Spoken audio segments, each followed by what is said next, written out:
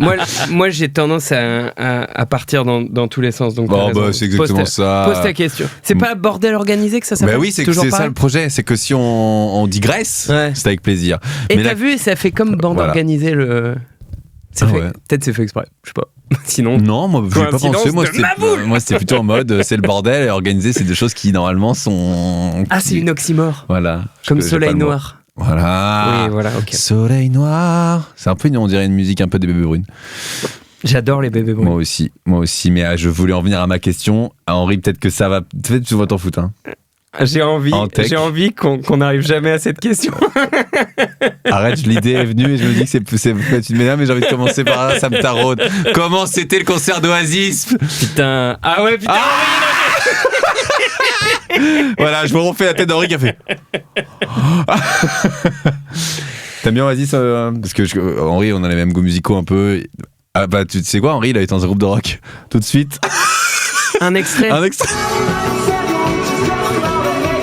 Mais je crois que j'ai entendu parler. Dans le vlog de Ting, j'ai mis plein d'extraits d'Henri qui fait du rock. Mais c'est ça, putain. En plus, j'ai vu ta gueule, du coup, c'était dans le vlog de Ting. Mais je me disais que j'avais déjà vu ta tête, mais bon, je suis perdu. Ok. Mais du coup, on n'a pas les infos sur Oasis, quoi. Non, mais Oasis, c'était tout bonnement énorme. Pour plein de raisons. Moi, je suis pas un grand fan d'Oasis à la base.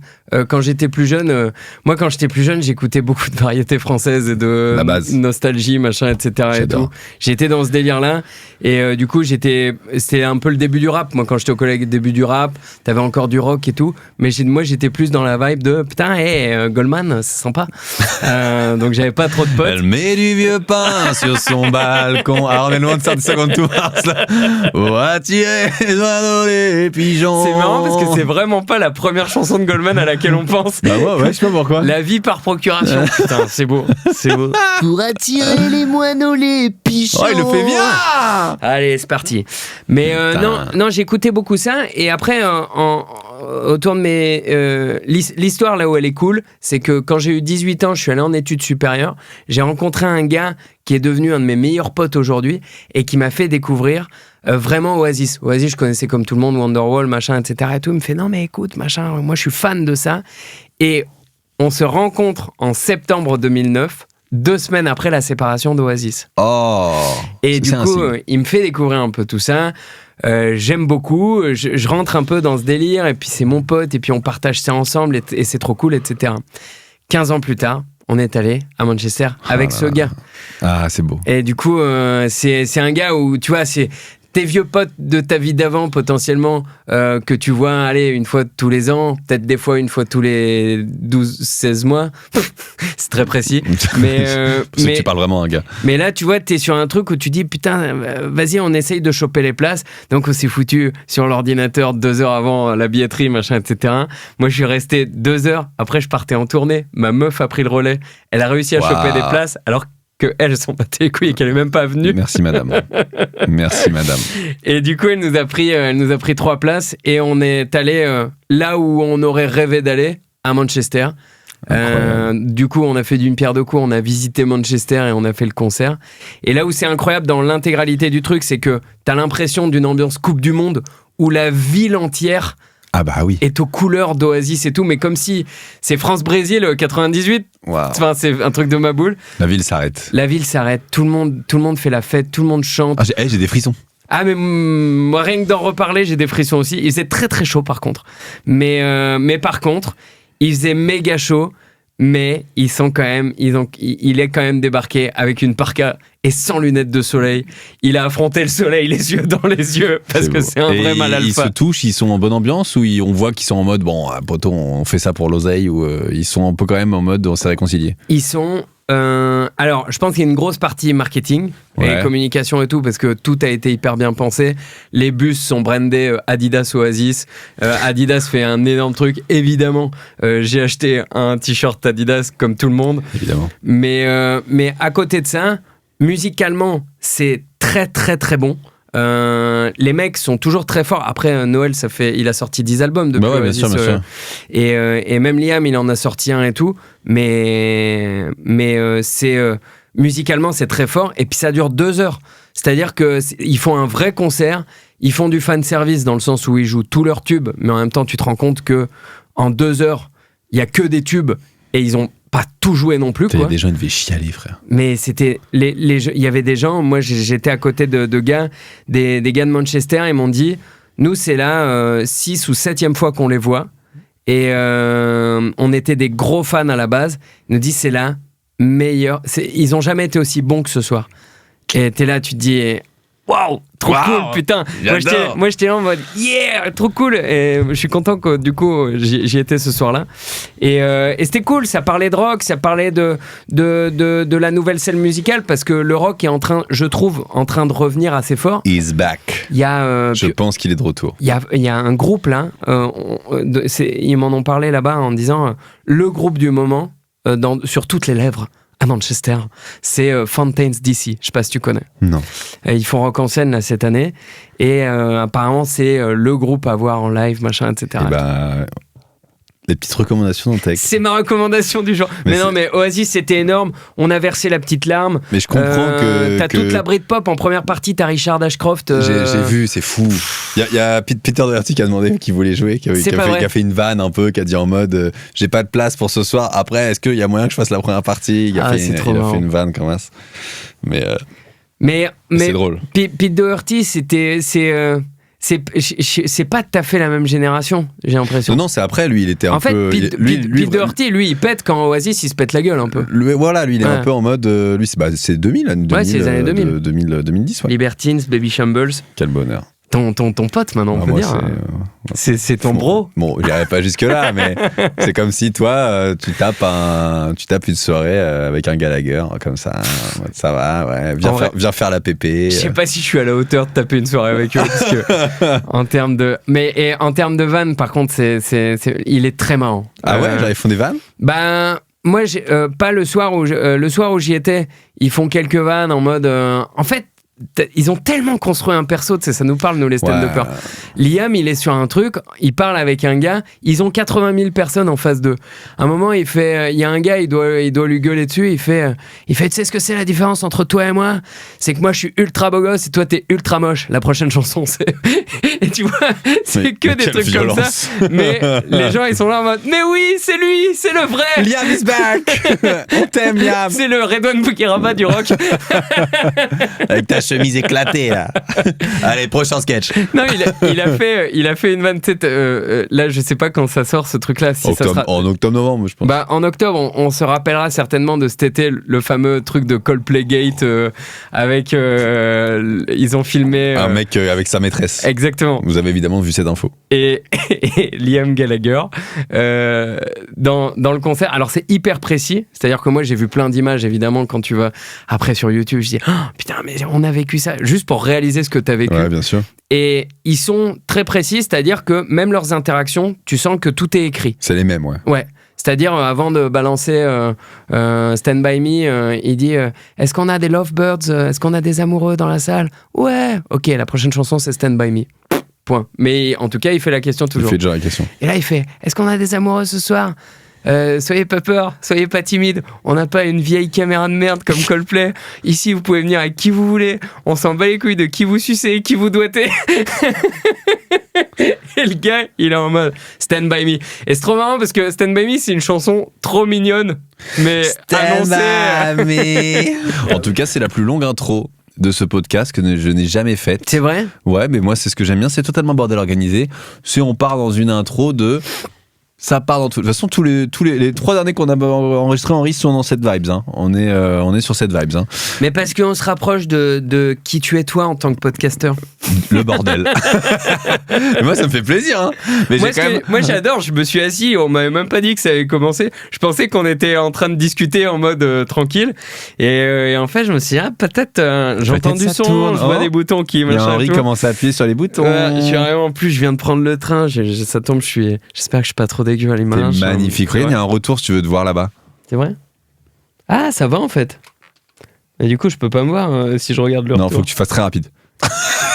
Faut que j'aille plus vite que la vitesse de la lumière. Ah, c'est terrible. Putain, vous êtes bien équipés, hein. Henri est bien équipé. C'est une valise télé. Oh, ouais. Putain, t'imagines, t'as ça dans le train pour jouer à la Play. Tu fais ça, Henri, ou pas? Henri, là, tu sais, il est daron, hein, il fait pas ça. Ah, j'ai une petite cicatrice parce que j'ai Je me suis encore battu, putain. Qu'est-ce que t'as fait ? Ah ouais, qu'est-ce que t'as fait ? Non, je sais pas. En vrai, je sais pas. J'ai des marques sur mon corps, je sais pas d'où ça vient. Peut-être un jour, je découvrirai que je suis sous hypnose depuis 20 ans et que ta femme te bat. Non, j'étais même pas avec elle. Je la vois, je la retrouve après te voir toi, Edouard. Ah, bah écoute, je suis content d'être le premier. Mais c'est la fin de l'intro. Ouais, la chanson des Marseillais. Je sais pas pourquoi j'ai chanté ça. Ah putain, je l'aurais pas eu. Non, c'est les ch'tis. Mais c'est pas pareil. Enfin, bah non. C'est pas la même émission. Bah, après, ils ont mixé les ch'tis vs les Marseillais. Mais je crois que la base, pour rendre à César ce qui est à César, la base, c'est les ch'tis. Ouais, bah oui. Moi, je regardais. Moi, les Marseillais, je connais pas. Les ch'tis, j'ai regardé. C'est vrai ? Ah ouais, j'étais un peu jeune. T'as été curieux. J'ai regardé vite fait, quoi. Moi, j'avoue, je regardais Secret Story, j'ai regardé. Ouais, c'était bien. Mais les ch'tis, j'ai jamais regardé. C'était bien, Secret Story. C'était bien, Le Secret Story de l'époque. Celui-là, maintenant, vous loupez. Franchement, les jeunes, c'est nul maintenant. Mais là, ça doit être fini, du coup, celui de maintenant. Mais ils sont encore dedans, cette saison. Non, c'est encore. Ouais, mais pour octobre, si ça sort en octobre. Ah ouais, c'est totalement terminé. Ouais. Ça tombe. Non, sinon, là, on est sur une prise d'otage totale des gens depuis maintenant 6 mois. Il faut les libérer, les gens de Secret Story. C'est donc, on félicite le ou la gagnante. Ethan. C'est le seul buzz que je connais, parce que c'est le frère d'Eden Hazard. Mais non, il y a le frère d'Eden Hazard. Son secret, c'est je suis le frère d'Eden Hazard. Ethan ? Ouais. Ah, ça doit être le... Il y a Eden, Torgan. Ouais, je crois que c'est terrible. Après, et il y en a un troisième qui joue au foot. Bah, c'est lui, je crois. Et ça doit être le quatrième, alors. Ah ouais. Ils sont 4. C'est un petit jeune, il a 20 piges. J'adore Eden Hazard, c'était ma passion. Très football, toi ? Ouais, en fait, moi, je suis supporter d'un club dont je regarde tous les matchs. Mais sinon, à côté de ça, je regarde pas non plus. C'est pour qui ? Pour Lille. Ah oui, c'est vrai. Bah oui, Eden Hazard, je suis con. Bah oui. Et oui, formé chez nous, etc. La légende. Mais en fait, du coup, je suis un peu... C'est pas que je suis un peu un footix, j'aime bien regarder du foot, mais je suis pas le gars qui regarde... putain, c'est les quarts de finale de la Ligue des Champions, je vais regarder tous les matchs aller, tous les matchs retour. Ah ouais, même Dortmund, Galatasaray. Moi, je peux me faire un kiff s'il y a un pote qui me dit viens, on va dans un bar, il y a Inter Barça. Ouais, bien sûr. Je viens et tout ça. Mais parce que t'es dans une ambiance. Mais chez Watt tout seul, tu te dis je vais plutôt regarder les ch'tis. Voilà. Même bienvenue chez les ch'tis. Et c'est là regarde la passerelle. Bienvenue chez les ch'tis. Un ch'ti en face de moi, en tech, le podcast commence. Bravo. Il est né où celui-ci pour qu'on soit sûr ? Il est né à Armentières. Ah bah oui, là on y est. Dans le 59. Là, tu connais ? Bah je sais que c'est le Nord. Armentières, je suis né dans la même maternité que Danny Boone. Mais est-ce que c'est pas un signe ? Je sais pas. La même sage-femme, tu sais. Christelle qui est là ce soir. Christelle. Waouh. Mais non, mais vous êtes dingue. Vous êtes fou. Christelle. Star à domicile, mais sans star. Juste le domicile. Christelle, que t'as jamais vu, qui t'a vu naître et qui fait. Et oui, je suis une intermittente du spectacle. J'ai besoin d'un cachet. Je serai donc Christelle. C'est un prank. Henri, on va faire ça maintenant. Des fois, je jetterai des sujets, on fera bien des intermittents. On les paiera pour qu'ils fassent genre je suis la sage-femme et on mettrait une meuf de 80 ans qui dira mais je me souviens de toi Antoine. Ça serait très marrant. Très marrant. Mais c'est le jeu, c'est Squeezie qui fait ça, non ? Qu'est-ce qu'il y a derrière la porte ? C'est pas lui qui avait fait ça ? C'est bien un truc, oui. Le truc de et je crois que McFly et Carlito le font aussi. Le côté derrière la porte, il y a Cristiano Ronaldo en slip. Et tu dois dire c'est vrai ou c'est pas vrai. Méli-Mélo avec Big Flo et Oli. Exactement. Très marrant. Ouais. Très marrant. Mais du coup, non, je suis né dans le Nord, j'ai grandi dans le Nord, j'ai grandi un petit peu dans le Nord jusqu'à mes 12 ans, et après, j'ai vécu du côté de Saint-Étienne. Donc, voilà. On est vraiment sur... on est sur une diagonale du chômage. Le mot que tu cherches, c'est l'exotisme, je pense. Non, on est sur la mine. Mais que faisait papa-maman sur la mine, la mine. C'est vraiment famille de mineurs ou pas du tout ? Non, mon arrière-grand-père a bossé dans les mines comme beaucoup de gens à l'époque des mines, quoi. Ouais, et non, rien à voir. C'est juste que mon père, il a été muté début des années 2000. À la base, on habitait à Lille et puis il a son entreprise a fermé et ils ont dit soit t'es au chômage, soit tu veux, on a une opportunité à côté de Saint-Étienne. Dur, hein. Ouais, mais mes parents, ils voulaient bouger, ils se sont dit c'est un petit signe, vas-y, on tente le coup. Et mon père, pendant 6 mois, il a fait les allers-retours entre Lille et Saint-Étienne. Et après, il s'est dit, ouais, franchement, là-bas, c'est pas mal. Mais on n'habitait pas à Saint-Étienne même. T'es déjà allé à Saint-Étienne ? Bien sûr. On habitait à côté de Saint-Étienne dans ce qu'on appelle la plaine du Forêt, qui est pas le lieu le plus beau de France, mais qui est quand même un lieu assez cool et assez calme. Mais donc, t'es toujours resté là-bas après ? Ouais, mes parents habitent toujours là-bas. Ah, ok. Là, je reviens de là-bas à l'instant. J'étais allé passer des petits moments à Vauche. Saint-Étienne, Château-Creux. Saint-Étienne, Château-Creux, et là où mes parents habitent, c'est Vauche.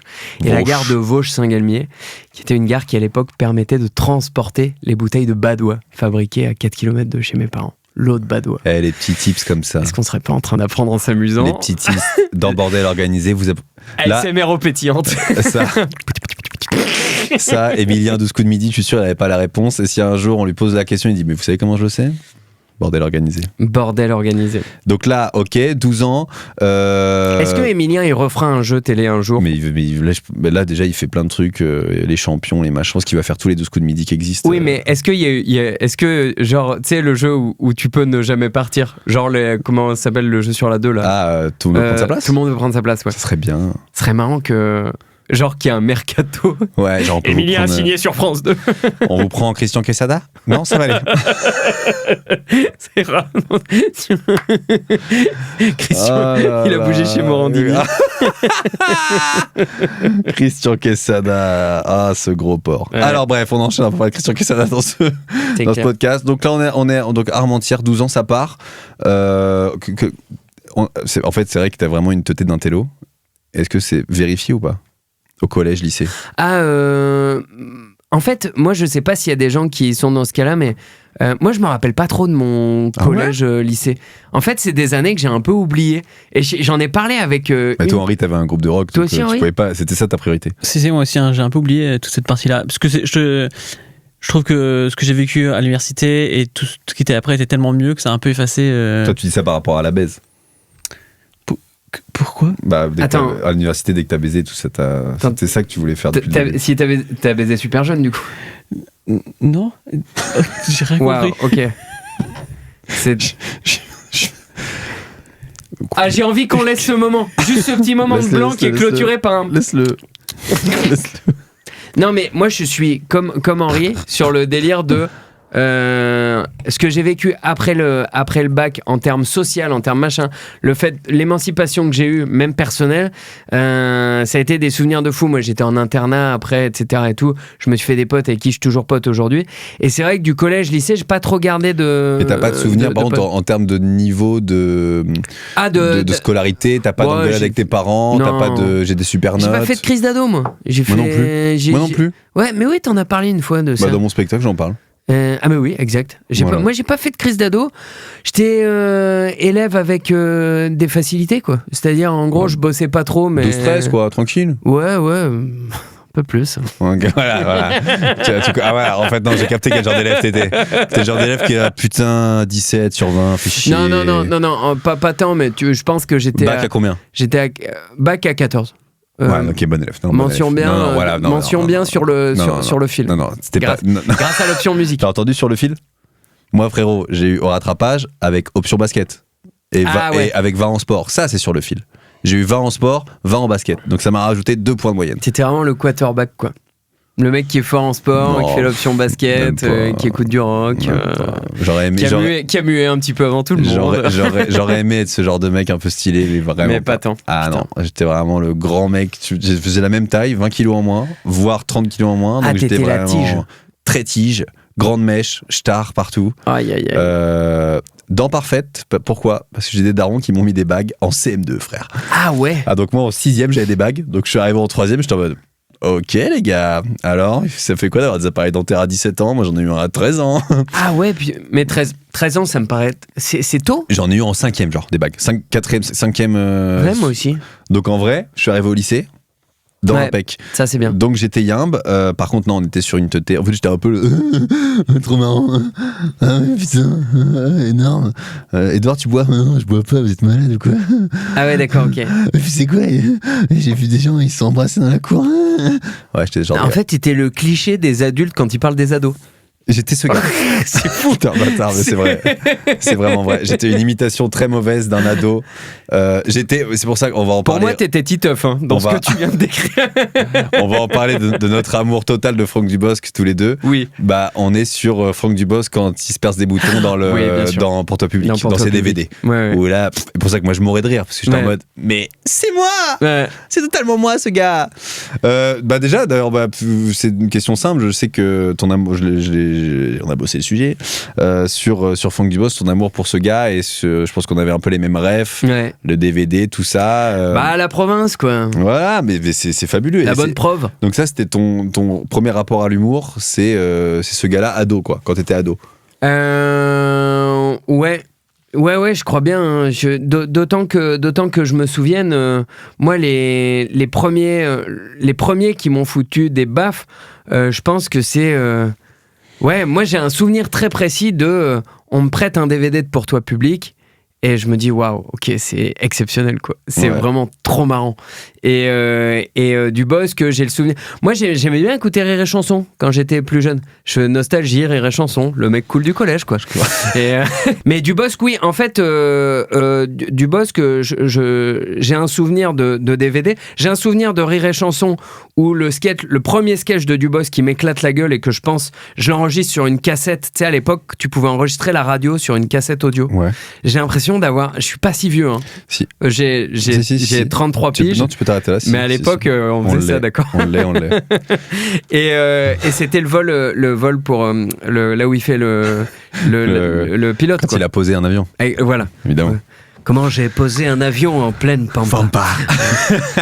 Mais quand j'attaque l'humour quelques années plus tard, et quand je commence à écrire un peu des sketchs sans même me dire que je vais aller dans l'humour, mais c'est juste j'écrivais comme ça, j'écrivais du Dubosc, quoi. En fait, moi j'étais fan de Dubosc au point où mon frère aussi et mon père aimait bien aussi. On a pris 3 places pour Il était une fois Franck Dubosc au Zénith de Saint-Étienne. Et en tant que fan, un peu comme les concerts d'Oasis dont on parlait tout à l'heure, tu regardes un peu... En fait, il avait fait ce truc, maintenant on peut en parler puisqu'on est humoriste professionnel, mais il avait fait ce truc de... Son spectacle était déjà sorti en DVD au moment où je le vois en tournée. C'est-à-dire, je vais voir un spectacle que j'ai déjà vu en DVD. Et c'est fou parce qu'aujourd'hui on se pose beaucoup ces questions-là, machin, etc. et tout. Mais nous on était là en mode, mais je suis trop content, je vais le voir en vrai, au Zénith, machin, c'est incroyable. J'y vais, et je savais que dans le spectacle, à un moment donné, il prenait des gens pour aller faire le sketch du Macumba en mode je vais prendre mes apôtres de la danse, etc. Je vois la scène, je vois même encore la tête des gens qu'il a pris sur le DVD. Ouais, et la meuf à la fin. Ah ouais ? Oui, et la meuf à la fin. Et la danseuse. On peut spoiler. On peut spoiler. En fait, à la fin, il y a une meuf qui l'a pris, on croirait, elle est mal à l'aise, et on peut croire. Et en fait, à la fin, il danse avec elle, et c'est une complice. Et c'est une complice. Mais du coup, oui, la meuf... Du coup, c'est nul, parce qu'aux Zénith, vous avez dû tous faire... on sait qui tu es. En fait, je sais pas si le DVD était sorti ou si il y avait beaucoup de sketchs qui étaient sortis. Et je sais pas si ça... bien sûr. Je savais qu'ils prenaient des gens dans le public, mais j'arrive plus à me rappeler si je savais qu'il y avait une complice. Mais du coup, attends, tu te places... Moi, clairement, on a des places très loin. Et moi, je dis à mon père et mon frère, je dis... je vais quand même essayer de voir si je peux pas me mettre plus près. Et avec ce petit accent Saint-Étienne, et il parle un peu comme ça. Je vais quand même aller voir si je peux pas me mettre plus près. Le mix ch'ti stéphanois. Et puis j'y vais, et il y a toujours, tu sais, c'est une fausse... je suis tout seul, j'ai 15 piges, je ressemble à rien, j'ai mon appareil dentaire, des lunettes dégueulasses. Tu sais, les lunettes sur monture, là. Les lunettes un peu élastiques où il n'y a pas de... Voilà, bon bref. Okay. Et je suis dégueu, j'ai un pull vert avec des nuances de vert en rayures comme ça, c'est horrible. Armand Thierry. Ou Jules ou Z ou un truc comme ça. Et il descend, et au moment où il descend, écoute-moi, c'est pas... Je me dis, bon, j'espère être pris, c'est... Moi, je suis là, hein. Et il me fait juste ce regard de, allez, bon, à mon avis, en mode, vas-y. Après, toi. Il a vu le bon client, peut-être. Il s'est dit, voilà. Lui, on va se marrer. Et du coup, je monte sur scène, et j'ai un souvenir de... c'est vertigineux le monde qu'il y a. Parce que là, on est sur Zénith. Full, en plus. Full size, Prime du Bosque, etc. et tout. Et le côté, voilà, il fait des vannes un peu à tout le monde. Moi, il me demande de danser. Il fait, est-ce que tu peux me montrer ta moulinette de l'amour? Je disais dans mon premier sketch, je faisais moi. C'est vrai? Tellement je faisais, et hop, moulinette de l'amour, et je tournais, papa. Vraiment, les gens me disaient, c'est du boss, ça? Je fais, non? Après, je faisais, en fait, si. Mais toi, à ce moment-là, tu t'es dit, j'ai envie d'être à sa place. Ouais. Moi, à ce moment-là, je pense que j'étais pas encore mûr pour me dire ça, dans le sens où, à ce moment-là, je pense que j'osais à peine me poser la question J'osais à peine me poser la question de me dire, moi, dans ma tête, je me dis, mais ça, c'est pas des gens comme nous. C'est tout. Mais je pense que beaucoup de gens se disent ça aujourd'hui parce que monter sur scène, et là, en commentaire, vous pouvez nous le raconter, mais je pense que monter sur scène, déjà, est un exploit. Nous, ce qu'on fait... Et en plus, nous, on dit, en plus, on va être drôle. Ça, c'est le deuxième exploit. Mais le premier exploit, c'est de monter sur scène et avoir l'audace de parler dans un micro de façon claire. Déjà, ça, pour 80... Je dis peut-être de la merde, pour 95% des gens, c'est une folie déjà. Ouais, bien sûr. C'est une folie juste de faire ça. Parce que c'est la représentation de la peur de beaucoup de gens. Bien sûr. Parce que je crois que j'avais lu un truc du style, une étude qui chez Marianne. Non, mais que la peur de s'exprimer en public, etc. C'était une des peurs principales. C'était dans le top des peurs des gens. Sûr. Tu dis, c'est quoi ton pire cauchemar ? C'est de me retrouver devant 200 personnes qui me regardent et je dois faire une présentation pour le dernier produit de mon entreprise. Et du coup, les gens qui ont cette peur-là trouvent que ce qu'on fait, c'est un exploit. Moi, perso, quand j'ai commencé, j'avais pas de texte, j'avais pas de DA, j'avais rien du tout, mais j'avais ce truc j'avais de l'allant. Cette facilité ou pas de, tu vois, moi je fais de la musique avant. Moi, j'ai expérimenté la scène différemment avant. Ouais, mais c'est différent, tu parles pas et tout forcément. Bah, j'étais le mec qui parlait, quoi. Ah, ok, bon. C'était un groupe très atypique parce que. Il n'y avait pas de musique, on parlait juste. J'étais fauve. J'étais le leader du groupe sur le côté parlotte, en mode la prochaine chanson c'est machin, alors que j'étais saxophoniste, quoi. Donc. Même le chanteur. C'est comme... Mais parle, mec! Non, moi j'essaie juste de chanter. Moi je chante juste. De ouf! Bah fais-le en chanson. Ouais, et c'est la clair. Prochaine musique! Tu vas voir Maître Gims, t'as le mec qui joue du tambourin qui. La prochaine chanson c'est Ciel! Et l'autre derrière juste en mode robot, Ciel! Mais. Putain, ouais, du coup, mais. Parce que moi j'ai toujours eu, genre dans les exposés au collège, au lycée, tu prenais la parole, Je sais pas, ça j'arrive pas trop à me souvenir, mais j'ai l'impression que j'étais pas trop... ça me dérangeait pas trop, en fait ça me dérangeait pas trop de m'afficher, quoi. Ok. Donc j'ai eu des pompes un peu fluo, des styles un peu approximatifs, mais jamais cool. Hein. Mais ça te faisait rire? Ou c'était en mode j'aime bien? Bah c'était en mode je pense que avec du recul c'était en mode je vais avoir les pompes les plus fluo du collège, quoi. Et tu sais, il y avait un moment où ASICS ils avaient fait des pompes vert fluo avec les traits jaunes. Ouais, je vois très bien. Ouais. Le seul acheteur mec, aucun suspense dans l'histoire. Je les avais. Putain, énorme. Mais non, mais je me dis pas que c'est celle-ci. Putain, c'est fou. Donc non, j'avais toujours un peu ce truc-là, et puis après j'étais derrière le mec avant de faire le virage vers l'humour. Moi, j'ai fait une école de commerce, machin, etc. et tout, mais j'étais quand même globalement le mec qui aimait un peu bien briller en soirée. Je sortais en soirée en disant le but c'est de rencontrer des inconnus et de les faire marrer. Et je revenais de soirée, mes potes ils me disaient putain, tout le monde dit mais c'est qui ce mec, il est trop marrant, machin, etc. et tout. Mais parce qu'il y avait beaucoup d'ego aussi là-dedans, j'y allais en me disant je vais être le gars dont on dit il est marrant. Je ressentais exactement la même chose. Et est-ce que maintenant, ce qui est marrant, alors on va pas ajouter l'âge là-dedans, mais est-ce que maintenant que tu as la scène, maintenant tu es totalement effacé en soirée? Bah j'essaye de retrouver ça. Dans le sens où pas au niveau où j'étais avant, parce que le niveau où j'étais avant c'était trop, j'avais trop besoin de briller. Moi, frère, je faisais des dingueries, hein. Moi je montais en boîte, je grimpais partout pour que tout le monde me voie. Bah oui. Écoutez-moi, voyez-moi. Et sur des chansons très qualitatives, moi j'ai un souvenir.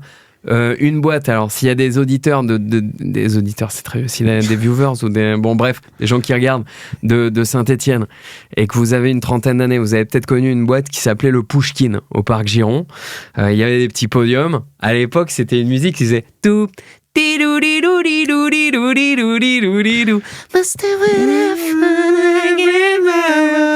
montais avec un pote. C'est Ina. C'était Ina, c'était roumain, DJ ouais, roumain. Ina. C'est une meuf, Ina. Et bref, on montait, le Pouchkine, Parc Giron, Saint-Étienne, qui est une boîte qui a dû brûler pour les assurances. On montait sur les. Tu connais, tous les gens qui sont en province, ils connaissent un commerce. Cette boîte. Putain, il a brûlé. Et tout le monde qui est là, ouais, il a brûlé, il a brûlé. Il était surtout en faillite. Mais toujours l'image du mec. Ça l'a bien arrangé, hein, le Thierry. L'image du Thierry dans sa boîte à Saint-Etienne. Ah ouais, je vais le faire, je vais la craquer, cette putain d'allumette. Il casse toutes ses bouteilles de vodka. Il y a plus le choix. Toutes ces bouteilles de Smirnoff Ice derrière le bar. On nique le stock. Et après, il est dans le journal local, et là, il dit c'est un attentat. J'ouvre d'ailleurs une cagnotte litchi parce que là, maintenant, c'est compliqué. Mais du coup, on montait sur les podiums et puis on mimait l'accordéon et il fallait que toute la boîte nous voie et que machin, etc. et tout. Parce que je pense que c'était la manière dont j'existais moi. L'humour, c'est hyper cliché de dire ça, mais c'était l'arme voilà, j'étais pas le mec, le beau gosse du truc. Mais totalement. Hein, tu vois, on était dans. J'étais dans cette vibe. Moi, je comprends tout ce que tu dis, c'est ma life. Fallait l'humour. Après, l'humour te transforme souvent si on parle de meuf en meilleur pote. Exactement, le bon copain qui fait des blagues enfin c'est tous les clichés, mais en fait c'est tous des clichés qui sont vrais, putain de bordel de chien. C'est que t'avais des mecs qui étaient là, ils disent rien et tout. Toi tu sais la fameuse blague que certains font en stand-up en mode vous venez au spectacle, nous on fait rire les meufs ou les gars et puis après on fait tout le travail et derrière vous avez juste à rentrer à vous pécho quoi. Et c'était déjà un peu ça. Bon, on n'a pas trop avancé sur ta life. École de commerce, pour aller très vite, école de commerce, mais moi j'aime bien les podcasts où on parle de putain. Mais moi, en fait, c'est juste fil rouge et après on. Je trouve ça plus marrant d'avoir quand même.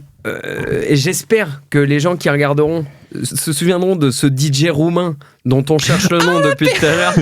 Je trouve ça trop marrant de parler de ça.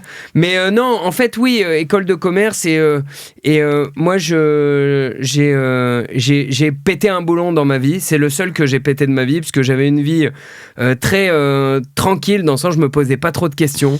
J'ai fait le lycée, j'avais des facilités à peu près à l'école. En prépa, ça a été un peu plus dur, mais au final, je savais pas ce que je voulais faire. Bon élève au lycée, pas en prépa, comme ça tu verras après. Prépa école de commerce, naturellement. Tu fais école de commerce. C'est quelle école de commerce ? Montpellier. C'est bien classé parce que souvent il y a des classements. Écoute, il y a autant d'écoles que de classements. Bon, ça c'est un truc de école mal classée. C'est pas mal. À l'époque où je rentre dedans, mais c'est ça qui est marrant. Ah oui. Unpopular opinion, je suis pas hyper fan du jeu titre. Ah ouais ? Je trouve ça. Bon, voilà. Je préfère That's What She Said. Du coup, je vais en faire plein. Je vais en faire plein. Terrible. Mais et du coup, je fais hyper gaffe à ce que je dis. Entendu. Non, mais en fait, l'école de commerce, moi, quand j'y rentre, elle est pas trop mal classée, mais potentiellement 10 ans après. Elle est classée comme de la merde, donc ça veut rien dire tout ça. Sauf celles qui bougent pas, les parisiennes, HEC, ESCP, machin. Bon bref, je fais ça là-bas, je me pose pas trop de questions, je sais vraiment pas quoi faire, du coup je me dis écoute, t'as un peu la tchatch, machin, etc. Je fais commercial quoi. Et du coup, je fais commercial, je bosse un peu dans le recrutement. Avec l'école de commerce, ce que j'aimais bien, c'est que je passe un an en Erasmus, je passe un an à Varsovie, en Pologne. C'est de là d'où ça vient en tech. Et oui, parce que Antoine en polonais. C'est en tech. Exactement. Mais le problème, c'est que j'ai l'impression commercial. Des fois, j'ai des gens qui m'écrivent en polonais. C'est un peu drôle. Ouais, ça c'est un peu marrant. Mais le truc le plus marrant que j'ai eu, mais j'ai pas réussi à tenir, c'est une dame qui m'a envoyé un message sur Instagram en mode en tech, vous êtes d'où en Pologne, machin, etc. Parce que j'adore vos vidéos et je suis content qu'il y ait un humoriste d'origine polonaise qui me fasse autant rire. Parce que histoire tragique familiale et j'étais là en moi je vais tellement la décevoir. Encore une déception. En fait, c'est juste que moi, en fait, j'ai fait un an à Varsovie. J'étais bourré tout le temps. Ils n'arrivaient pas à prononcer mon nom. Du coup, ils m'ont appelé en tech et j'ai gardé ça parce que c'était mon nom sur Facebook et que je trouvais ça un peu original. Mais bon, bref. Du coup, pardon, j'ai pas écouté ta question. Je m'en rappelle plus. Mais c'est non. Du coup, sur l'école de commerce, tu fais un peu tout ça. Et en sortant d'école de commerce, le truc, c'est que c'était des petits chapitres. T'avais, ok, je fais Erasmus pendant un an. Ok, je fais alternance pendant un an. Ok, je fais stage pendant un an. Et sauf que quand je sors d'école de commerce, je fais tout bien. Je rentre dans une belle boîte je rentre chez Nespresso en commercial à Paris et tout. Mais oui, c'est ça ma question. C'est que commercial, j'ai l'impression, faut être un petit peu malin et mettre des petites douilles aux gens quand même pour vendre. Et j'ai l'impression que quand tu vois, moi j'ai un pote qui est commercial. Ouais. Et un jour, j'ai fait une tournée avec lui à l'époque, il bossait pour des surgelés. Ouais. Et il faisait du porte-à-porte en début de carrière. Maintenant, il vend autre chose. Ouais, c'est porte-à-porte, c'est vénère. Il arrivait à vendre des trucs à des gens. Des fois, j'étais en mode, poteau, là, tu l'as douillé la grand-mère. Je dis, ouais, mais elle a acheté 4 cordons bleus, je m'en fous. Ouais. Et il me dit, mais j'ai dit, elle a même pas de congélo.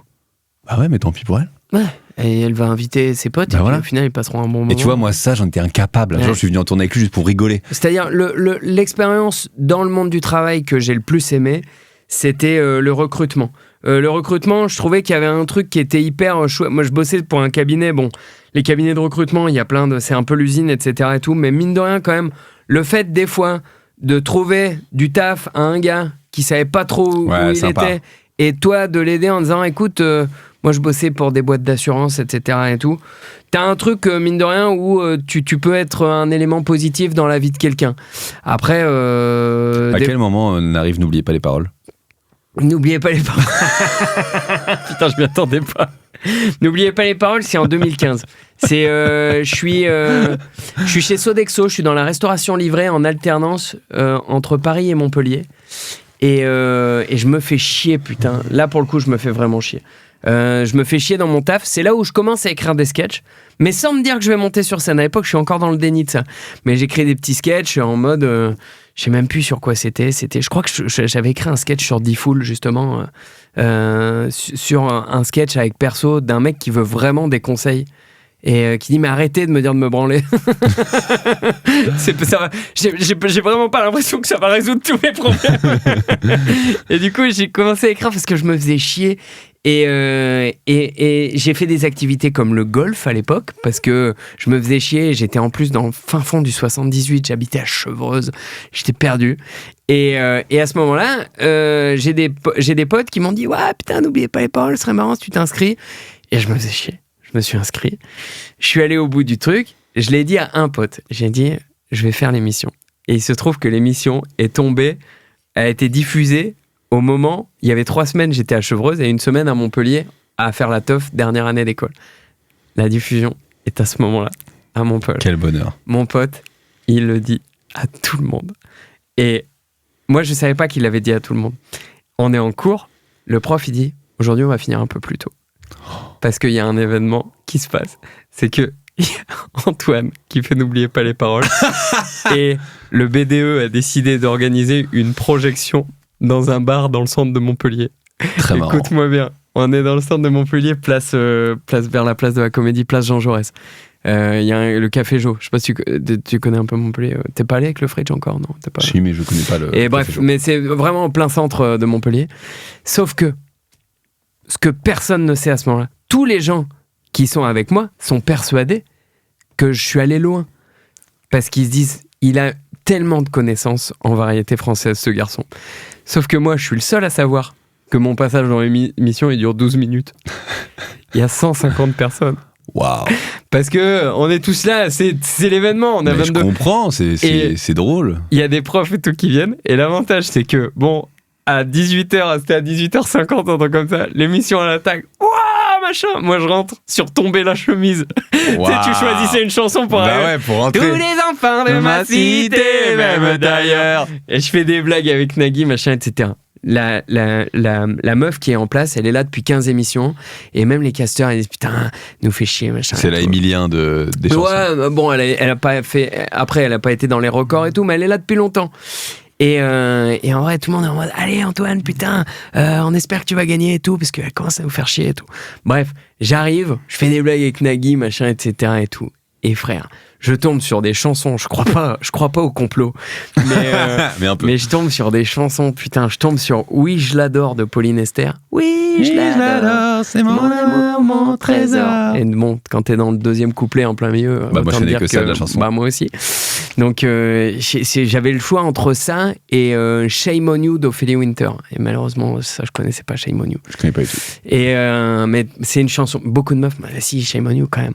Et l'autre est là, formidable. Oh la chatte. Je veux de Zaz. Je veux l'amour, la joie, de la bonne humeur. Je dis, et 4 mots. Je fais, bah ouais, super.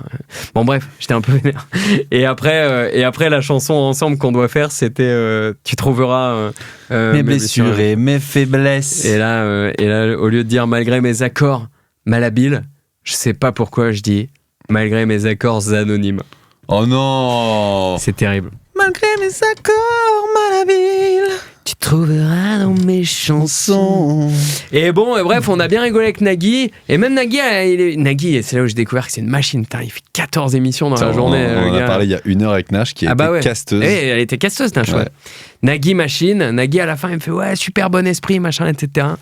Et là, je pense que ça a commencé aussi à planter des pions, de me dire putain ce milieu, il est quand même assez fou. Mais ça reste encore une fois à ce moment-là, ça reste dans ma tête le truc de c'est inaccessible, c'est un truc parisien, c'est un truc de et moi j'ai pas été élevé comme ça et tout ça. Et après Nespresso, je rentre et c'est incroyable en termes de sur le papier, c'est incroyable. Tout le monde me dit putain frère, CDI chez Nespresso, voiture de fonction, responsable de secteur commercial dans le 10e et 11e arrondissement de Paris, c'est bon. Il manque la femme. Il manque ton petit pavillon dans le quartier bien à côté de Saint-Étienne. Un petit chien. Bah là, j'étais sur Paris. Mais oui, mais t'aurais pas été à Paris Centre. Tu sors d'école avec un salaire à l'époque. Si je faisais mes objectifs, j'étais à 45 ou 47 000 euros par an, ce qui est énorme en sortant. Je me rends pas compte par mois, c'est combien? Je sais pas, à l'époque, 2006, 3000. Et j'ai fait l'effort de dire 1000, mais on aurait dit K normalement. Ouais. 45, 47, mais bon, tu feras pas peut-être bon, bref. Et en fait, à ce moment-là, c'est très marrant que tu parles de ça. Désolé, je mets un petit tunnel là-dessus, mais. Vas-y, tunnel. Mais le côté pavillon, etc. En fait, avec mes collègues de chez Nespresso, j'entends des discussions autour de moi en mode, voilà, avec Sophie, on pense à acheter, on va peut-être acheter sur la Garenne-Colombe, là, en ce moment. Moi, je suis en mode, mais attends, putain, on est en 2016, je suis dans le 91, donc j'ai quoi, 24 à peu près, 24, 25. J'ai 24, 25 pieds, je me dis, oh là là, mais c'est tout, mais c'est pas, non. C'est pas possible ça. Et là, je pète un boulon en disant c'est pas possible. Et surtout, il y a pas de fin. C'est-à-dire, ça a pas duré 1 an comme les trucs d'avant. Sodexo, je savais que ça allait durer 1 an. Ouais. Recrutement, c'était en Belgique. Je savais que ça durait 1 an. Là, je fais, mais là, ça s'arrête jamais en fait. Et du coup, je me dis. Et là, je tombe un peu du truc. En plus, j'étais avec un comment on appelle ça, un manager qui était à Donf, en mode je vais faire de toi mon poulain, je vais être ton mentor et tout. Parce que Nespresso, c'était gros process de recrutement, des entretiens collectifs. En mode test de personnalité, ils mettent les 10 candidats et disent vous êtes sur une île, vous devez vous mettre d'accord sur qu'est-ce que vous amenez, machin, test psychologique. Moi, j'ai jamais bossé en entreprise et tout ce que tu me racontes pour moi, ce sont des vannes. Ouais. C'est impossible que ça existe. C'est exceptionnel. Mais moi, si j'avais vécu ça, je pense que mais au bout d'un moment, j'aurais dit arrêtez, non. Mais en fait, pour vendre des cafetières, les frères. Mais ouais, mais à ce moment-là, t'es tellement dedans, dans le sens où... mais je comprends totalement que t'es prom dog. T'es prom dog, et puis moi, dans ma tête, je me dis, putain, Nespresso, c'est énorme. Moi, c'est une boîte, à l'époque, Inch'Allah, Georges Clooney, je le croise. Et 1 mois après, je l'aurais croisé. Il est venu rendre visite dans les locaux 1 mois avant que j'arrive. Et c'est un genre de truc qui arrive jamais. Mais il a des parts ou comment ça se passe? Je sais pas, mais il était sur Paris, donc du coup, il faisait, parce qu'il sortait une capsule de café du Soudan, je sais pas trop quoi, région en guerre, où il récupère, par le café, il redonne espoir à la population, bref, le bullshit des boîtes, quoi. Et à ce moment-là, moi, je pète un boulon, en vrai, je sais pas où j'en suis, je pense que je fais un peu les premières crises d'angoisse de ma vie, en mode, mais ça va pas du tout. Et en fait, en parallèle, moi, j'arrive à Paris, je suis plus à Chevreuse dans le 78, j'ai mon appart à Paris, j'ai quelques potes, et là, je me dis, bon, qu'est-ce que je veux faire d'autre? Et je me dis, putain, j'avais écrit des sketchs et tout, bon, je vais me renseigner un peu. Et là, je pousse la porte du Comedy Club. Je vais voir une Deb Jam, il y a Paul Taylor, il y a Haroun, Sympa. Je me rappelle, et je crois qu'il y a MH. Ok, tu vois l'humoriste MH, ouais, bien sûr. Que j'ai beaucoup recroisé, qui est dans la troupe actuellement, etc. Je vais voir une Deb Jam et autant du Bosque qu'au Zénith et tout, je me dis, on vit pas dans le même monde. Autant je vais voir la Def Jam et là, je me dis, ok, ça, je peux le faire. Bah oui. Et c'est ce besoin, parce que ça paraît évidemment hyper prétentieux, mais c'est pas que c'est prétentieux, c'est juste inconscient. J'ai jamais fait. Totalement inconscient. Après, je découvre à quel point c'est dur le stand-up. Mais là, je me dis, attends, il y a quoi ? Il y a 100 personnes ici, 120 personnes. Et puis, il n'y a pas de lumière, de trucs de mise en scène. Et encore, on est au Comedy Club. Oui, il y a de la lumière. On est dans un club un peu sexy. Mais t'as capté que là, il y a un micro, et le gars, il bouge puis il bouge à peine, il fait 10 minutes de blague, merci, au revoir. Moi, pareil, je me suis dit la même chose. Première scène, je dis... Et je me dis, je peux le faire, et je ressors, et je me dis, waouh, ok. Et derrière, je tape, ça t'as peut-être déjà dû l'avoir dans le podcast, mais je tape cours stand-up sur Google. Je l'ai eu il y a 1h30. Je tombe sur Alex Nguyen. Ah ouais. Et puis Alex Nguyen qui du coup donnait des cours qui faisait des ateliers de stand-up tous les week-ends dans un bar qui s'appelle le Sonar, qui est pas très loin de là où on enregistre aujourd'hui, à Pigalle à Paris. Et c'est là où je rencontre Ghislain Blic, Jean-Patrick, Esteban Vial, Ayoub Marceau, Nicolas Thépeau, enfin des gars que je côtoie encore aujourd'hui. Maintenant, ouais. Ça c'est marrant. Et en fait, ça nous crée un truc. En fait, cet atelier-là, il te fait pas tellement grandir en tant que stand-up, mais il te met un pied dans le truc de... Moi, j'imagine vraiment la rencontre de plein de gens qui ont des vies totalement différentes. Exactement. Et qui à un moment se disent, je crois que c'est là qu'il faut que j'aille. Et tous ces gens se réunissent dans cette salle en se disant, écoutez, enfin vraiment, on n'a rien à voir. C'est une salle d'attente. C'est une salle d'attente en mode, je sais pas trop ce que je veux faire de ma vie, mais je crois que ça, j'aime bien. Ouais. Et on a tous des vies différentes, parce que je connais le nom que tu as cité, il y en a qui viennent du sport, il y en a qui viennent de l'étranger, tout le monde arrive avec son bagage et dire, je crois que ça me plaît.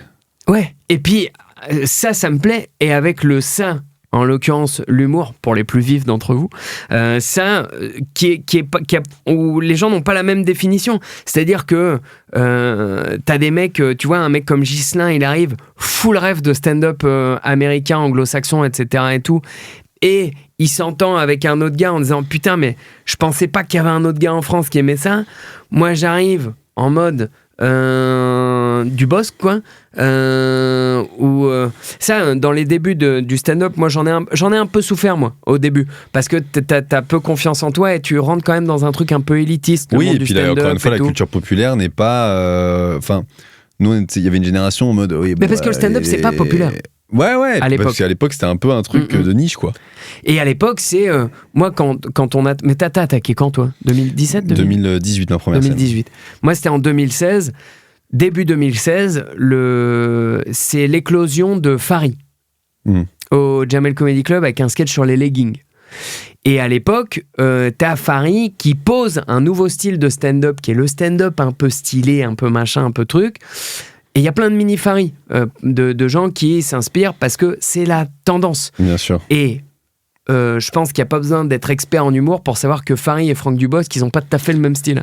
On n'est pas sûr. Vestimentairement parlant, déjà, c'est pas la même chose.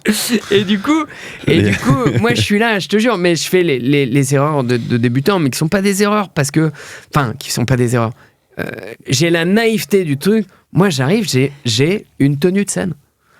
Quelle est ta tenue de scène ? J'ai une veste une espèce de veste en velours un peu bordeaux. Je la vois très bien parce que... J'ai des baskets rouges. Je vois très bien. Et tes lunettes rouges. Et mes lunettes rouges. Parce que je me souviens quand j'ai commencé, t'avais déjà un spectacle aux 3 bornes, je crois. Ouais, exactement. Et je vois exactement une vidéo, je crois, sur le soleil, sur la crème solaire et tout. Exactement. Et je vois exactement ce flow. Exactement. Il y a peut-être pas la veste sur la vidéo, mais je me rappelle les chaussures et des lunettes. J'avais tombé la veste à ce moment-là, mais j'avais encore les pompes. Ouais. Je me souviens très bien. Mais tu vois, j'avais ce truc-là. Le clown, quoi. On est sur le exactement. Et j'ai des vidéos.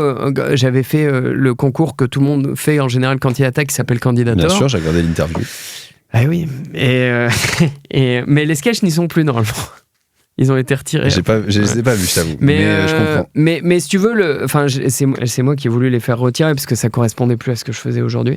Mais le truc, c'est que j'arrive avec cette naïveté-là, avec des vannes. Sur la télé, moi je fais des vannes sur Reichmann, quand j'arrive je fais des vannes sur Plus belle la vie, je fais des vannes sur le fait que mon premier angle de stand-up, c'est avec ma meuf, on s'est engueulé parce que elle voulait pas regarder le même truc que moi à la télé, et je commence à dire ma meuf, elle regarde Plus belle la vie, alors Plus belle la vie s'il te plaît. Ouais, mais mine de rien, ça parle à des millions de personnes. Mais bien sûr. Et puis, ça parle à des millions de personnes. Et puis c'est comme ça, moi je renie pas du tout ça, c'est-à-dire que j'ai eu ce truc-là où je suis arrivé Et j'étais, entre guillemets, un peu différent sur le truc parisien. Et des fois, ça me faisait souffrir parce que j'avais l'impression de ne pas rentrer dans les codes du stand-up. Et en plus, j'ai monté un club avec Jean-Patrick 33, et Ghislain Blic qui s'appelait le 33. On a monté cette soirée d'humour qui a duré pendant quelques années à Paris, où Ghislain et Jean-Patrick, moi, c'était des gens que j'estimais et que j'estime toujours de manière très haute, parce que pour moi, eux, c'était le vrai stand-up à l'époque. Tu vois ce que je veux dire ? C'était les mecs qui font des blagues intelligentes, etc. Et moi, j'ai longtemps souffert de ça. On a beaucoup Haroun qui est venu, Haroun au tout début, qui m'avait sorti une phrase que je me rappellerai toute ma vie. Moi, j'ai fait un truc où, là, je suis allé un peu vite, mais quand j'étais à Nespresso, je découvre le stand-up, je me dis, j'ai besoin d'un choc dans ma vie. Je démissionne de chez Nespresso. Ouais, la veille de ma première scène. Exactement. Je démissionne la veille de la première scène. Il faut se rendre compte que c'est complètement fou. Ouais. C'est comme si demain vous avez un entretien d'embauche dans une boîte, donc c'est juste un entretien. Ouais. Et vous dites, bon, je démissionne du taf parce que j'ai un entretien demain. Ouais. Ton recruteur va dire, mais c'est juste un entretien. Ouais, mais je m'en bats les couilles. Oui, parce que en soi, je pense que avec du recul maintenant, j'avais autant envie de faire du stand-up que de quitter Nespresso. Non, de quitter ce truc qui n'était pas pour moi. Ce métier-là, il n'était pas pour moi. J'avais besoin de prendre du recul et tout. Et c'est ma crise d'ado, en fait, ça. C'est-à-dire, drôle. Tu vois, j'avais besoin de frapper un grand coup en me disant, vas-y, je vais me mettre dans la merde et tout. Et c'est ça qui m'a donné l'impulsion et la spontanéité, le machin, et qui a fait que, à ce moment-là, tu sais, t'as vu le film Yes Man avec Jim Carrey ? Bien sûr. Moi, j'attaque comme ça, en disant, j'ai rien à perdre, j'ai déjà tout quitté. C'est faux. Donc, mais il y a aussi ce truc où tu dis pas à ton recruteur ouais, par contre, dans 6 mois, si je suis entanné un peu d'oseille, il y a peut-être un petit poste sur les Champs-Élysées que je peux récupérer. Exactement. Il faut le remercier, ce monsieur. Hein. Ah ben, je le remercie à chaque fois que je fais un podcast. Dans le sens où c'est vrai que le gars, il me dit... Alors, en fait, quand tu sors d'une boîte comme Nespresso, t'as un entretien de sortie où le mec te dit, en gros, il te pose des questions. Pourquoi tu t'en vas ? Juste pour leur truc interne et tout. Et moi, je leur dis très clairement, je suis très honnête en disant, je sais pas, il y a ça qui m'appelle, j'en ai jamais fait. Mais je sais pas, je suis peut-être un peu con, mais voilà. Mon boss qui était mentor, machin, j'avais trop peur de lui parler, il me dit, t'as raison de le faire maintenant, parce qu'après tu vas t'enfermer dans un confort et tu le feras pas. Donc ça déjà... Lui, on sent qu'il a voulu faire un truc et qu'il l'a pas fait. C'est ce qu'il m'a dit, ouais. Et il t'a dit ça, il dit... Parce qu'à la base, moi, quand même... Il m'a dit, ça fait 2-3 ans que je veux monter ma boîte, mais je peux pas partir, regarde la caisse que j'ai. Et j'ai 2 gosses. Exactement. Et j'ai une femme qui a des besoins. Ouais. Et du coup, et le RH, je m'étais bien entendu avec lui, et lui, en effet, je lui dis, je me casse sans filet de sécurité. Nespresso, il y a le délire de moi, je bossais sur la partie entreprise, mais il y a le délire des boutiques Nespresso qu'on connaît plus. D'ailleurs, la partie entreprise, c'est des capsules ovales où tu as des contrats avec des entreprises, mais tu as la partie particulier. Et moi, je dis, si jamais il y a moyen de taffer en boutique, un taf alimentaire, quoi. Sauf qu'un taf alimentaire chez Nespresso, je connais la boutique, autant en demander, quoi. Et là où je le remercie, c'est que même pas 6 mois, c'est 3 mois après, je l'appelle en lui disant je fais toujours du stand-up, j'ai attaqué, mais évidemment, je gagne pas ma vie avec ça et j'ai besoin de taffer. Et le mec m'a dit ok, je vois ce que je peux faire. 3 heures après, j'ai la directrice de la boutique des Champs-Élysées qui m'appelle en mode, est-ce que vous pouvez venir passer un entretien demain ? Le DRH m'a expliqué votre situation, on serait sur des horaires adaptés. Où il y a une rotation chez Nespresso. J'imagine vraiment le daron qui dit, je vais te faire ce que je n'ai jamais pu faire. C'est trop ça. T'as raison. Voilà, c'est pas ma carrière, ça sera la tienne. T'as raison. T'as pas de nouvelles de ce monsieur ? Non. Mais t'es cherchant son nom sur LinkedIn, envoyez un mail. C'est vrai. Invite-le au spectacle, évidemment. C'est vrai, je pourrais faire ça, ouais. C'est vrai, je pourrais. Parce que c'est. En fait, tout est fou, en fait. Mais parce que ce gars, dans ma vie, je l'ai croisé 2 fois. Bah ouais, mais bon. Il y a des rencontres qui marquent une life. Hein. C'est le DRH de je sais pas trop quoi, Nespresso et tout.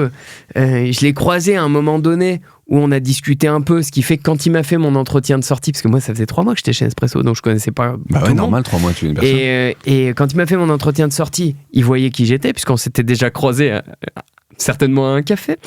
Et après, derrière, je l'ai eu au téléphone, et après, je l'ai plus revu, parce que mais je sais même pas son nom. Mais il y a presque un truc où je me dis, c'est presque un espèce de gars, genre on sait pas trop s'il a existé ou pas. Tu vois ce que je veux dire? Est-ce qu'il est réel? Il n'était pas réel. Et du coup, ouais. T'arrives, on n'a jamais eu ce monsieur dans cette entreprise, vous savez. Mais si j'ai un entretien de sortie avec lui, il n'existe pas. Il n'y a pas d'entretien de sortie chez NSO. Il n'y a pas de boutique sur les Champs-Élysées. Tout était faux. Et le pire, c'est que j'arrive sur les champs. Et ce qui est très marrant, c'est que. Enfin, c'est pas hyper marrant. Mais chez Nespresso, en fait, au bout de 3 mois, ils t'offrent une cafetière. Nespresso. Et donc, je quitte mon taf, mais ils m'ont offert une cafetière. Parce que ça faisait plus de 3 mois. J'ai pas calculé ça pour ça. Je vais Champs-Élysées. Nouveau contrat. Nouvelle cafetière. Je les ai quittés au bout de 3 mois et demi aussi. Nouvelle cafetière. Donc j'ai 2 cafetières Nespresso en ayant bossé 6 mois pour eux, ce qui je pense aujourd'hui est le record. Et limite, on a l'impression que t'as postulé que pour ça. Ouais, après bon, mais quand même des cafetières à 140 balles, hein, pas mal. Attends, c'est une petite prime de fin de mois un peu sympa. Écologiquement un désastre, mais quand même pas mal. mais en fait, et du coup, ce monsieur, je le remercie parce que j'arrive sur les champs et en fait, il y a un peu le côté col bleu, col blanc, dans le sens où j'arrive du siège. Je sais pas si t'as déjà entendu ce genre de truc, mais c'est fort. C'est le mec du siège. Et les mecs du siège, on les aime pas normalement. Quand on est à la boutique, parce qu'à la boutique, à la boutique, t'as moins besoin entre guillemets de background scolaire pour vendre des capsules à la boutique. Sauf que moi, j'arrive. En vrai, je suis très cool. Et en vrai, le taf à la boutique me plaît beaucoup plus que le taf au siège. Ça bouge quoi. Parce que ça bouge, parce que t'as des gens qui arrivent, ils connaissent rien en café, mais ils font style, ils s'y connaissent, parce qu'ils sont sur les Champs-Élysées et que Nespresso, c'est la seule boutique où ils peuvent acheter quelque chose. Parce que ça coûte 3,50 balles à l'époque. Bon, ça a dû augmenter, mais ça coûtait 3,50 balles un étui de 10 capsules. C'est sûr que chez Louis Vuitton, le premier article, il est pas à 3,50 balles. Il est pas à 3,50 balles. Et du coup, je suis là-bas, moi je m'amuse bien. Je dis de la merde, je fais des blagues avec les clients en mode ça c'est du café de Colombie, en fait c'est une famille qui fait ça, etc. Bon bref, je m'amuse, je me prends au jeu et au bout de 3 mois et demi, je me casse parce que je suis appelé pour bosser en tant qu'auteur sur une émission de télé, qui est un truc pareil, qui n'arrive pas normalement au bout de 6 mois. Comment ça arrive ça arrive... Parce que c'est fou de passer de café à la télé à un poste que plusieurs personnes peuvent rêver pendant des années, un poste d'auteur. Ouais, après l'expérience, la manière dont elle s'est passée, c'est pas... Tu veux parler d'émission ou pas besoin de le citer? Oui, c'était Touche pas à mon poste. Touche pas à mon poste et tu t'écrivais pour Guillaume Play. Et en vrai, j'ai taffé pour Guillaume pendant 3 mois, mais sur une période où moi, je connais rien du tout à tout ça. Mais comment t'arrives là-dedans? Ah, mais en fait, il y avait un gars qui bossait pour Guillaume chez Énergie, qui essayait d'être humoriste aussi, et qui m'a vu au Sonar. Et en fait, le gars m'a dit, bah écoute, avec Guillaume, il rentre à la télé, on cherche des gens. Donc j'ai passé un essai. Et à la base, il cherchait des gens pour écrire des chroniques sur les invités de l'émission. Et du coup, mon premier essai, c'est-à-dire le premier draft que je leur ai envoyé, c'est une chronique sur Dubosc. C'est le mec que je connais le mieux. J'ai écrit une chronique sur Dubosc, comment on pourrait lui faire ça, ces vannes-là, ces machins, ces trucs comme ça. Après, j'étais sur un deuxième essai où il fallait écrire une chronique sur Hanouna. Donc, j'ai écrit une chronique sur Hanouna, machin, etc. et tout. Et après, au final, je suis sélectionné parmi les gens qui candidataient. Et je me retrouve là-bas, sauf que derrière, arrivé chez TPMP, il cherchait avec Guillaume et tout. Au final, on n'est plus sur une chronique sur l'invité, on est sur une chronique sur fouiller internet pour trouver les pires looses du web et tout, ce qui n'a plus rien à voir en termes de taf. Ah là, c'est pas le même délire. Donc là, après, t'étais en mode, je cherche des trucs marrants sur internet. Ouais, je cherche des trucs marrants, sauf que moi, en vrai, c'est pas trop ma culture et ma cam, donc j'avais du mal à trouver, donc j'ai failli sortir. Puis après, au final, je me suis retrouvé à faire des caméras cachées dans le public. Dans le public, je me souviens, tu m'avais raconté. Et c'était... En vrai, l'expérience, elle est dingue, parce que il y a vraiment le côté yes man où je réfléchis quand même 2 jours avant d'y aller, dans le sens où faut quitter Nespresso là pour le coup. Et je me dis, je requitte un taf, et là pour le coup c'est con parce que j'ai peut-être une cafetière si je reste un mois de plus. Ouais. Putain. Non, j'avais déjà eu la cafetière. Et le RH, et là je me dis bon, là pour le coup c'est mon dernier filet quoi, parce que le RH je vais pas le rappeler encore une fois en disant tu vois, coucou, bon, I'm back to back. Finalement l'expérience chez C8 n'a pas été Et alors du coup, parce que il y a beaucoup de critiques sur TPMP, il y a eu la chaîne a fermé, il y a ces trucs, alors que toi, de ton expérience, alors on est sur une autre époque. Hein. On est sur une époque où TPMP, c'est encore du divertissement. C'est du divertissement pur. Mais on du est coup, sur une époque où j'ai serré la pince de Shawn Mendes, le chanteur. Oh, j'aime bien. Bon, je me rappelle plus. Mais voilà, moi j'arrive, en fait c'est le changement de plateau l'année où j'arrive. C'est l'année, du coup, on est en 2016, rentrée 2016. TPMP, c'est énorme. C'est numéro 1 en Access avec Quotidien. Access, c'est la télé en soirée avec Quotidien. Et l'émergence de C'est à vous, qui commence à grimper aussi. Et en gros, moi j'arrive, nouveau plateau, beaucoup plus grand, soirée de rentrée, Black M, Matt Pokora, machin, etc. Moi j'ai jamais vu de gens connus dans ma vie. Et là... TPMP, c'est trop bien, c'est du divertissement. Non, moi j'ai du mal à m'accomplir, mais par contre je découvre un milieu. Et c'est trop enrichissant pour moi de dire, ok, je mets des mots sur ce qu'est une boîte de production, sur ce qu'est une caméra. En vrai, je dis pas que je suis débile, mais j'arrive et je connais rien de ce monde-là. Et comment Parce que du coup, dans les caméras cachées... Ah non, tu me disais que c'était flouté, c'est dommage, parce que du coup, on ne voyait pas à la télé. Ouais, j'étais flouté. Moi, je faisais une séquence qui s'appelait L'espion du public, et j'étais flouté, et je faisais dire de la merde à mon voisin.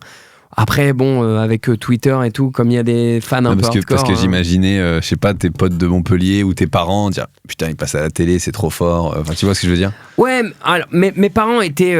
mes parents avaient un peu peur. Surtout ma mère. En fait, ma mère, elle a eu peur dès le début, dans le sens où, pour elle, le monde du spectacle, elle fait une fixette sur la drogue. Le monde du spectacle, globalement... Encore maintenant ? Le stand-up, un peu. C'est marrant. Là, j'ai eu la chance de faire une tournée avec Jamel. Mes parents, ils sont venus me voir au Zénith à Lille. Ma mère, elle me dit, mais Jamel, il prend de la drogue ou pas ? Et parce qu'il est quand même très énergique. C'est marrant parce que je comprends ce que tu veux dire, alors qu'il voit juste cette personne 10 minutes dans la journée. Oui. En disant... Mais c'est pareil pour nous, genre, mais lui c'est sûr, il tape. Mais attends, tu viens de voir un gars qui vient d'être 1 heure à fond, ouais. Et ça se trouve, il a dormi toute la journée. Et c'est sûrement le cas. Exactement. Moi, les gens me le disent des fois sur scène, non mais tu prends pas d'alcool, mais... Ouais. Non, mais le problème c'est que là, les amis, j'ai passé 5 heures à l'hôtel à pioncer. Ouais. Et en fait, le spectacle, c'est mon métier, donc pendant 2 heures, je suis chaud. Bah ouais. Et après, je retourne me coucher. Mais sinon, j'ai rien branlé de la journée. J'ai pris le train, j'ai dormi, j'étais à l'hôtel, j'ai dormi, et là, voilà, fin. Ouais, de fou. Mais faut se rendre compte de ça. Alors, évidemment, il y a des mecs qui sont dans le métier, j'en connais. Non, mais il y en a, mais le stand-up, je trouve, par rapport à ce qu'on a pu entendre et ce que t'entends quand tu parles avec des vieux régisseurs qui ont connu les années folles. Les années folles de l'humour. Bah, on peut citer Pierre Palmade. Coluche. Maintenant, c'est un peu connu. Ouais, voilà. Coluche, Palmade, tous ces. Où là, a priori, ça tapait dans tous les sens et ça se mettait des vrais branlés où t'as des régisseurs qui disent aujourd'hui, vous êtes devenus chiants parce que, typiquement, dans ta loge, il y a des noix et de l'eau, quoi. Et moi, clairement, même dans aucune loge, de toute façon, dans ma vie, je n'ai jamais vu de la coke. Je ne sais pas à quoi ça ressemble. Ouais, moi non plus. J'imagine, parce que j'ai vu des films, mais je ne sais pas, je n'ai jamais pris de drogue et je n'en ai jamais vu de ma vie.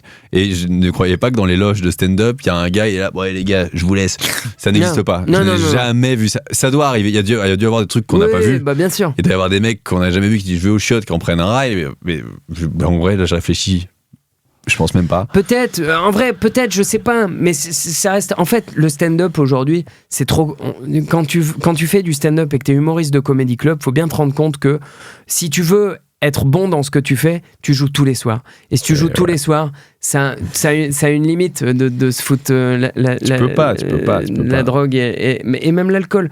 Moi j'ai une phase où quand j'ai attaqué dans ces périodes-là, je buvais beaucoup parce qu'il y avait beaucoup d'alcool gratuit. Tu joues dans des bars, on te file des tickets, machin, et puis etc. t'as une petite confiance en toi, machin, un mec qui te dit je t'adore, je te paye un verre, mais vas-y, puis c'est la fête, il est tard. Tu vas pas dire non. Et puis le lendemain tu bosses pas. Enfin, tu bosses pas, t'as pas un contrat qui te dit faut qu'à 9h tu sois au bureau. À 9h t'es chez toi. Et puis t'as besoin de faire du réseau, et puis t'as besoin de machin, et puis tu te convaincs. Si jamais vous avez besoin, je peux vous donner 1000 manières de se convaincre de boire de l'alcool. J'en connais plein. Ouais. Mais c'est normal. Genre, waouh, il fait beau. Waouh, mais ce siège est fou. Non, mais il est déjà 10h. Je me fais des contacts, il est utile, mais en fait, tu peux te dire que tu peux faire des contacts sans boire d'alcool. Évidemment. Et surtout qu'aujourd'hui, avec une chose qui s'appelle un téléphone portable, tu peux te faire une carrière.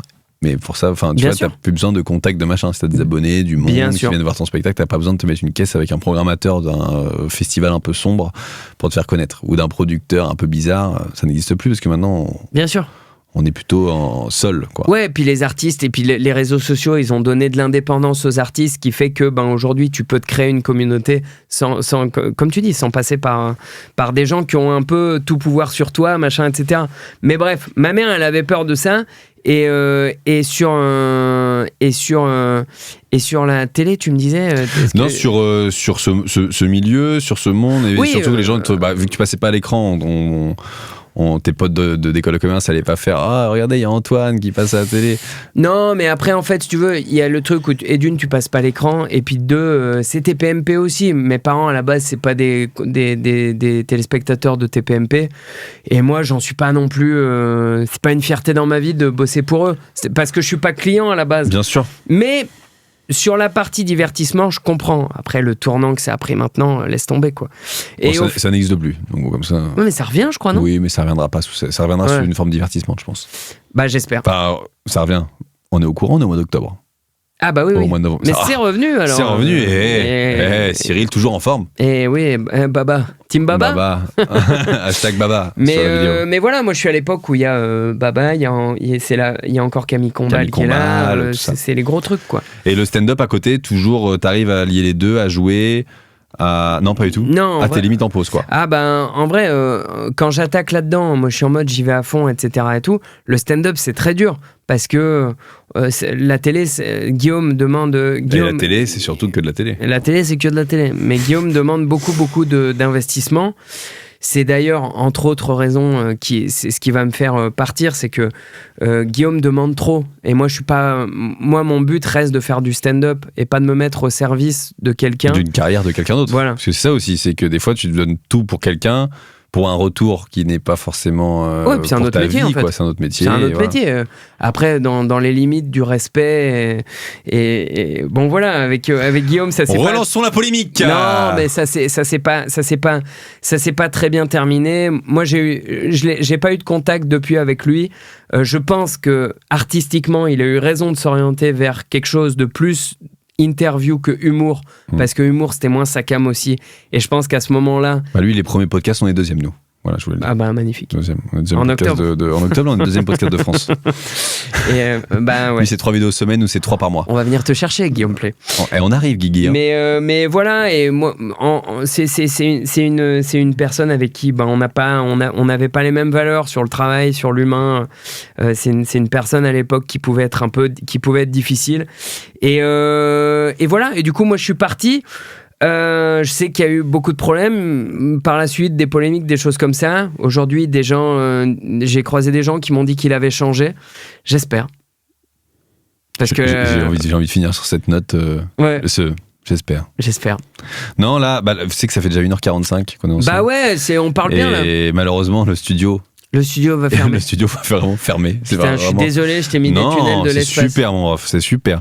Non, juste là, on va faire vite. Il y a évidemment le Jamel Comedy Club, il y a cette tournée des Zéniths, tu en as un peu parlé. Il y a tes parents, comment ils te voir comme ça au Zénith, qu'est-ce qu'ils ont dit, parce que du coup ils ont vu du boss qu'il y a 20 ans, ils te voient toi maintenant, qu'est-ce qu'ils disent? Non, mes parents ils étaient super contents. En fait, ils ont parfois même du mal à se rendre compte, dans le sens où il y a un truc de c'est impressionnant, mais ça va. Enfin, moi j'ai des parents qui sont toujours en mode mais ça va, t'as envie, machin. Je viens de vous inviter tous au Zénith, là. En vrai, j'ai envie, hein. Ouais. Tu vois ce que je veux dire? Mais t'as le truc de parce que c'est normal, c'est un milieu. Moi, ma grand-mère me dit toujours. Ouais. Là, t'as envie, là? Ouais. La même question. Prends un paquet de biscuits. Ouais. Moi aussi, 20 balles pour tes vacances. Je t'ai fait des. Là, je suis allé chez mes parents ils étaient pas là. Je t'ai fait des courses quand même, parce que. Non, mais voilà, histoire que les darons restent les darons, c'est normal. Mais moi, en gros, si tu veux, j'ai eu la partie avant Covid où c'était la partie Yes Man, où j'ai eu la chance où j'ai fait plein de trucs différents, de la télé, du théâtre, des machins, des trucs comme ça, parce que j'avais envie de tout explorer. Et l'après Covid, le moment où je rentre vraiment dans la troupe du Jamel Comedy Club, rentrer dans la troupe, ça me permet de vivre de ça. Ouais, parce que c'est l'intermittence du spectacle. D'être intermittent grâce au stand-up. Alléluia. Et puis derrière, là, depuis 2021, je peux dire que je vis du stand-up. Et là, maintenant, je suis sur des projets Jamel Comedy Club et puis mon spectacle à moi, quoi. En mode. On est du coup là, on est au mois d'octobre-novembre. Je ne sais pas encore quand sortira ce podcast, je le répète.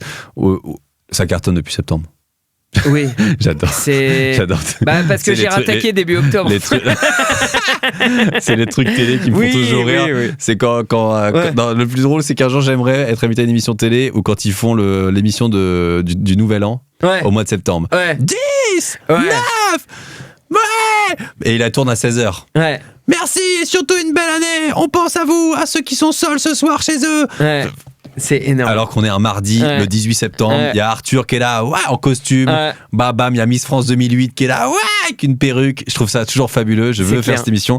Donc là, c'est pareil. On va pas vous mentir, on est au mois de juillet. Mais tu la feras, Edouard, je pense. Mais je me le souhaite. Je me le souhaite. Je pense que tu la feras. Et j'espère que Matt Moussilou sera là. Mais écoute, il sera là avec Vaïd Alilodzik, je pense. Oh, j'adore. Coach Vaïd. J'adore. Mais oui, je suis tous les jeudis à 21h au Beau-Saint-Martin. Oh, Beau-Saint-Martin, très beau théâtre, ici. Mais oui, on adore Dan Bolander et toutes ces équipes qu'on embrasse très fort. Donc on sera et jusqu'à décembre, pour le moment. Jusqu'à décembre. Et allez suivre Antech sur les réseaux. Je voulais dire réseau sur le Antech, mais bon, ça ne va rien dire. Allez suivre Antech sur les réseaux. Essayez de taper réseau dans les réseaux, vous verrez bien ce que vous trouvez. Et vous allez, il y a plein de vidéos, il y a plein de surprises qui arrivent. Je ne sais pas comment vous avez connu Antech, vous l'avez peut-être connu par plein de biais. En tout cas, il y a plein de vidéos, plein de choses, plein d'avis tranchés. Et puis si jamais vous voulez lui faire plaisir, si Oasis fait une deuxième tournée. Si Liam Gallagher il écoute, moi je suis chaud d'une pépé, quoi. Hello Liam. I'm hot for the pipi. For the pipi. Je voulais dire, est-ce qu'il y a un mot de la fin? J'ai l'impression que ça sera celui-là, ou alors tu veux en dire un truc, petit mot de la fin, si t'as envie. Faites, essayez de vous écouter et faites ce qui vous plaît dans la vie et croyez en vos rêves surtout. J'ai pété, pardon. Je pense qu'on peut garder ça.